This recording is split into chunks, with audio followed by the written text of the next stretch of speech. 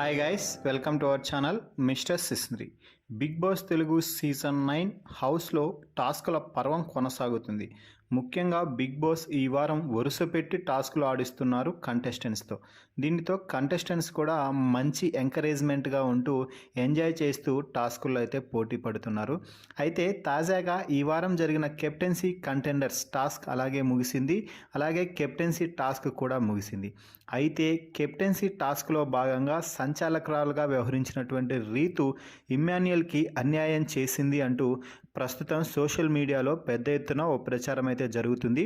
ఆ వివరాలను ఇప్పుడు ఈ వీడియోలో చూద్దాం. ఈ వీడియోకి ఒక లైక్ చేసి చూడటం ప్రారంభించండి. ఇక అసలు విషయానికి వచ్చినట్లయితే కెప్టెన్సీ టాస్క్లో భాగంగా మొదటి 2 లెవెల్స్లో ఫస్ట్లో మనీష్, ఆ తర్వాత భరణి ఇద్దరు అవుట్ అయ్యారు.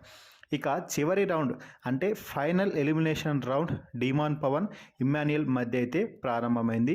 ఇద్దరు రంగు పూసుకుంటూ ఒకరిపై ఒకరు పడుతూ రంగు పూయడానికి తెగ ప్రయత్నాలు అయితే చేశారు.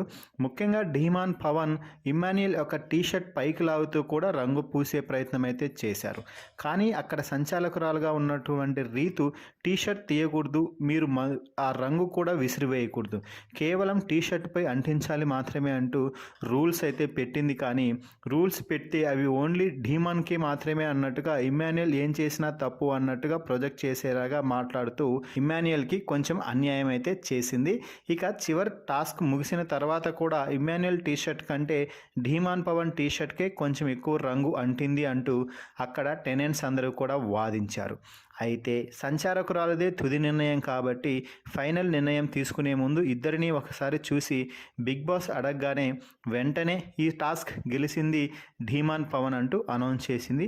అయితే ఇక్కడ ఇమ్మాన్యుయల్ తాను ఓడిపోయినప్పటికీ కూడా కష్టపడి ఆడాను అనేసి అదేమీ పట్టించుకోకుండా కెప్టెన్ డీమాన్ పవన్ని అభినందించడం ఇక్కడ ఖచ్చితంగా ఇమ్మాన్యుయల్ని అభినందించాల్సిన అంశం. అయితే ఇమ్మాన్యుయల్కి రీతు ఖచ్చితంగా అన్యాయం చేసింది అంటూ తమ టీం అందరూ కూడా తర్వాత కూడా వెళ్ళి మాట్లాడుకున్నారు.